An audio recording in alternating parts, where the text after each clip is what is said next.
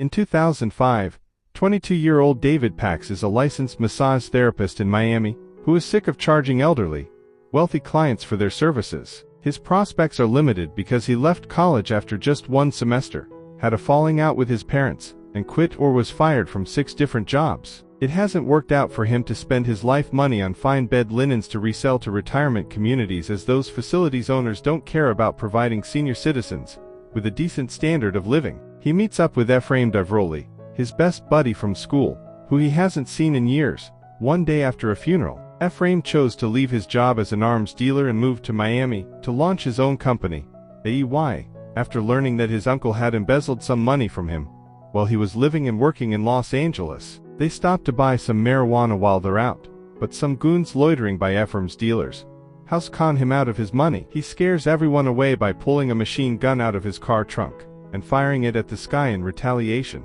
David is deeply affected by this.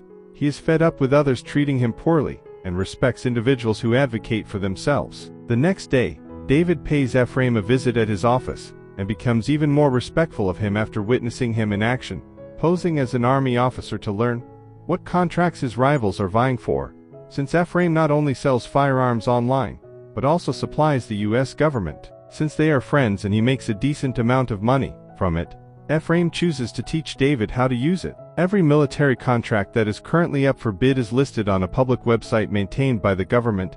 Ephraim chooses to focus on the smaller contracts that nobody else is interested in, while enormous firms vie for the larger ones. The problem is that every contract with the Pentagon can be worth millions of dollars. David returns home from lunch with Ephraim to discover his wife is expecting a child. When he sees his friend again, Ephraim offers to work with him, since he freaks out and thinks he can't support a child. David is first opposed to the proposal because he and his are against the war. They even attend demonstrations and sign petitions. However, Ephraim uses tact to persuade him to reconsider, somehow making it seem like this wouldn't turn him into a supporter of war, and David agrees. Is completely in favor of it, as he informs her that they will be selling sheets to the army rather than guns. Over the course of the next 6 weeks, David learns everything there is to know about the arms trade, perusses the government's website for any unreported sales, and speaks with Eastern European arms manufacturers on the phone. They refer to individuals such as war dogs as bottom feeders who profit from conflict without ever setting foot on the front lines. Ralph Slutsky,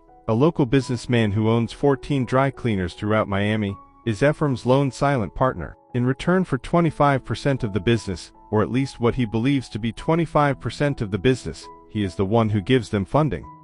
Not only is Ralph being misled about the actual numbers they are generating, but they are also lying to him about their objectives. They don't tell him that they sell to all sides of the conflict because Ralph believes that Ephraim is an observant Jew who wants to defend Israel, just like himself. David gets more adept at business the longer he works at it, and he even connects with Henry Girard, the main supplier to both sides of the dispute over the previous 20 years. They travel to a diner after an unsuccessful night at a pub when Ephraim is assaulted for hitting on the wrong female. It is there that they get a call confirming they have landed a Beretta deal, which involves giving thousands of Beretta handguns to the Iraqi police in Baghdad. A few days later, David and his discover their unborn child is a girl during their first ultrasound at the doctor. But just as their brief time is about to end, David receives a call from Captain Philip Santos, who is concerned about a new law that forbids the transfer of any weapons from Italy, the country where the Beretta handguns are, to Iraq. Although David was unaware of the new law, he tells Santos they have everything under control because it's a big problem.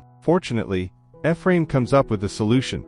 They will transfer the pistols from Italy to Jordan, with whom they have no issues, and then they can send them to Iraq from Jordan. At a dinner party later that evening, some of his acquaintances caution David about Ephraim, pointing out that it was he who had stolen money from his uncle rather than David. Speaking about the devil, at that same time, Ephraim walks into the flat, feeling a little envious since he wasn't invited. After David explains that is attending her friend's party, not his, in a private conversation, Ephraim informs David of the pressing issue.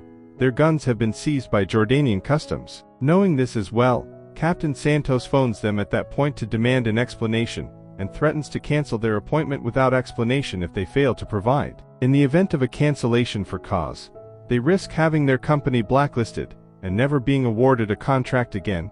Therefore they must find a workable solution quickly. Is overhears them talking, and when she finally finds out her husband is an arms dealer, She flips out and tells him she doesn't feel like she can trust him anymore. Unfortunately, David and Ephraim have to take off for Jordan right away, so there isn't much time for them to work things out. After bribing locals to release their cargo, they employ Marlboro, the top smuggler in the nation, to drive them to Iraq so they can deliver the guns themselves. When they arrive, the embassy is unable to assist them because their flying authorization has expired. David worries that such a trip won't be safe, but Ephraim assures him it will be short, and they'll arrive by morning, so he doesn't need to worry. When they get to the Iraqi border, in the middle of the night, the patrols halt him. However, Marlboro readily bribes them with cigarettes, saying that's also the cargo they're transporting, so they are let to pass without any problems. After that, David and Ephraim go to sleep, and when they wake up the truck is parked in front of an abandoned petrol station. David gets a call from Iz, who tells him she's finally realized how much pressure he's under and why he took this job. She just wants him to promise she won't lie to her again, which he accepts while continuing to tell her he's at the hotel. This is all while Marlboro refills the gas can, and Ephraim takes a leak. David immediately climbs back on the truck and starts it with the few drops of gas it has left, but it won't last long. He tells Ephraim that he has to hang up on her, because he sees a bunch of armed militants pursuing them. They force Marlboro to chase after them, until he gets near enough to hop into the back of the truck and fill up the tank while they drive because there isn't time to stop and wait for him. The three of them briefly fear they won't survive as the insurgents open fire on them, but fortunately the American army appears out of nowhere and drives the assailants away. They successfully reach the military base and impress Captain Santos with their survival of the Triangle of Death. They get paid after taking a few selfies with the goods, and then a troop of troops escorts them to the airport so they may depart Baghdad securely. They have already benefited much from this transaction,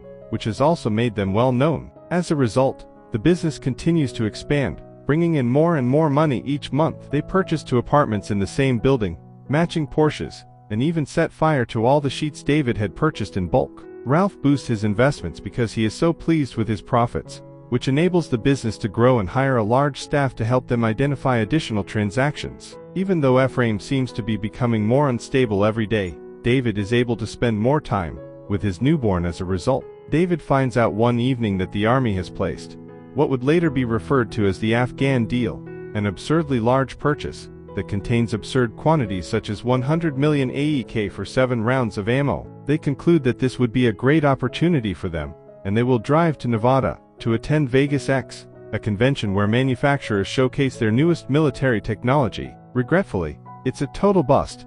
Even if they manage to close a contract of that kind, it would be a logistical nightmare because a small business like theirs cannot manage dozens of different manufacturers from across the globe. Later, David is approached by Henry Gerard, a legendary guns dealer, as he is playing cards at a casino to divert his attention from their failure. After David picks up Ephraim, they meet Henry at a restaurant to talk over dinner and the agreement. Turns out that Henry can satisfy the entire order thanks to his connections in Albania, a nation that has millions of idle weapons that are waiting to be resold after spending decades getting ready for a Western invasion that never materialize. Henry can purchase it for a low price because they want to dispose of it or transform it into scraps, and he is the only agent with access to the entire item.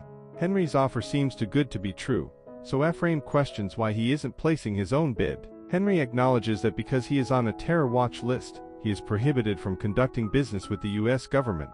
David is alarmed by this and doesn't want to work with this kind of guy, but Ephraim convinces him that these are the same people they have been purchasing and selling guns to for a long time, so they agree to the deal. A man named Bashcom is designated as their driver when the two of them take a plane to Albania a few days later to check on the shipment. After testing the bullets in the warehouse and determining that they are still functional despite their advanced age, they depart for Miami to place their offer. It takes them 5 months to receive a response, but fortunately, they seal the transaction. However, the government must inspect the business before they can even begin, so David and Ephraim start fabricating all the documents and bookkeeping they have never done before. 2 weeks later, they travel to Rock Island to meet with U.S. military procurement authorities. They are so anxious about the meeting that they light up cannabis before going inside. After a successful meeting and the approval of their paperwork, Ephraim is still incensed when he learns that their selection was the result of underbidding the competition, which means they could have charged more than $50 million.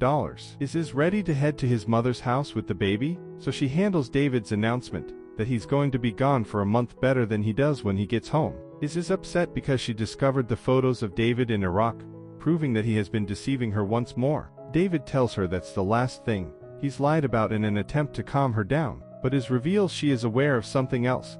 Some bags of cash he had secretly stashed beneath the sink. Is leaves with the infant, realizing he is unable to stop lying before taking off for Albania. David presents Ephraim the partnership agreement he wrote so they can both sign it and have everything under control. In exchange, Ephraim gifts David a gold grenade for all of his sacrifices on behalf of the company. David stores it in his desk drawer once it is signed, but Ephraim doesn't seem overly pleased that it is there. David is given Bashkam as his driver once more when he arrives in Albania. He phones Is over and over, but she never picks up. David finds out they were duped and the bullets are actually Chinese, making them illegal because of a US embargo. While preparing the shipment for shipping, they phone Henry together after informing Ephraim of the matter, and he informs them that this is now their responsibility, and that they need to have examined each crate before purchasing. David is currently stranded in Albania, attempting to cobble together new suppliers from all across Eastern Europe. However, a few days later, Ephraim shows up at his hotel, suggesting that they repackage the bullets. The US will never be aware of their nation of origin if they don't have their original crates, and they'll save a ton of money on shipping if they use fireboard boxes instead. Even though it's against the law, the money is too good to ignore. Bashkam presents them to Enver, a friend of his who runs a packaging business. They just tell him they want to lighten their cargo. They don't bring up the Chinese issue. Enver agrees to do it for $100,000, which is absurdly low for them to pay in order to keep the business going and maybe earn an additional $3 million.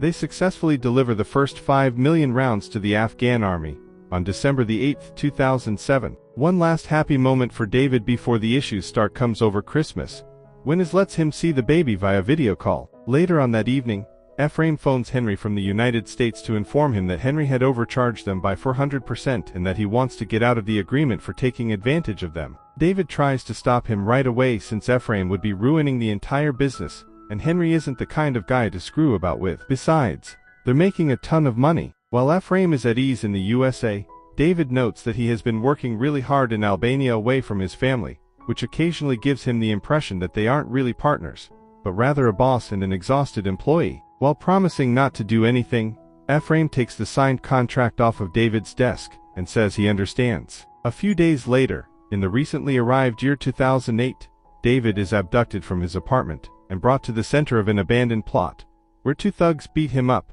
and Henry threatens him with a gun, telling him they can't let him out of his own deal before leaving. It appears that Ephraim breaks his word. Fearful now, David makes the decision to head back to Miami and heads to the warehouse to gather his belongings. Enver informs him that he has never received payment, and that he is furious because Ephraim hasn't returned his calls. He also knows the true reason behind their want to repack the ammunition. David tells him that he will send the money to him once he gets to the US, and that he would return in a week. But as he gets into a taxi, Bashkam's wife approaches him and informs him that her husband has vanished. Since then, Bashkam has not been heard from and his body has never been located. David concludes as a result that he will never return to Albania. He sees Is as soon as he arrives in Miami and tells her of all the illegal actions he has done on behalf of the corporation. When he promises to leave the arms trade and return to his previous career as a massage therapist, she accepts him back. He then visits Ephraim to inform him of his resignation and to seek his share of the agreement. Even after David threatens to send a lawyer if Ephraim doesn't receive his money in 2 weeks, Ephraim feels deceived and won't pay him. Nevertheless, Ephraim isn't concerned because he's destroyed the only copy of their signed contract. After realizing this, David makes a big deal out of throwing the gold grenade through the glass between his and Ephraim's offices. After a span of 3 months, David has resumed his career as a massage therapist. Ralph approaches him one afternoon and says that Ephraim is upset about what transpired and has requested him to mediate. When the three of them meet again at a diner, Ephraim apologizes and makes David an absurd offer of $200,000. David becomes enraged and begins to tell Ralph about all the unethical things they did with his funds, and how they only pay him a portion of what they truly make. He also mentions that he has documentation of everything on his laptop, and that, should he choose to, he could easily bring Ephraim down. However, Ephraim is once again unconcerned because, since his name appears on all the documentation, David would also have to fall in order to bring him down. They are unable to come to an agreement before the meeting concludes. David receives a call from the New York Times shortly after that, requesting an interview regarding the repacked Chinese ammunition. He hangs up, pretending he has no idea what they are talking about, but now he is concerned because this indicates that the information is public and could get him in trouble. He meets Ephraim in the elevator after telling us he would call a lawyer.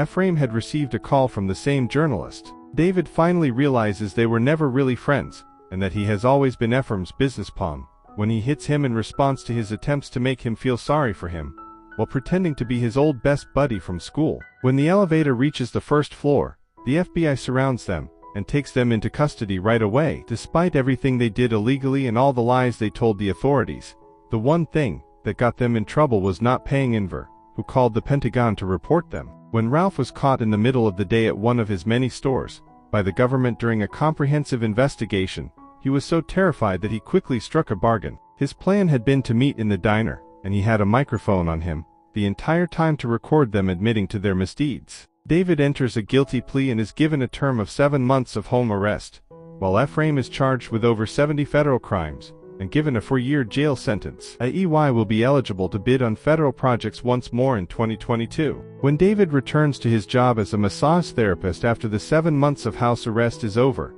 he is shocked to see Henry as his next client. Henry comforts him by saying that if he had wished him dead, he would have already passed away. Henry thanks David for leaving his name out of the testimony and apologizes for Albania, saying he had incorrect information. In response to David's questions, Henry gives him a suitcase full of cash, in exchange for him promising not to ask the same questions in the future. David asks Henry about what happened to Bashcom and whether it was truly a coincidence that they met at the blackjack table.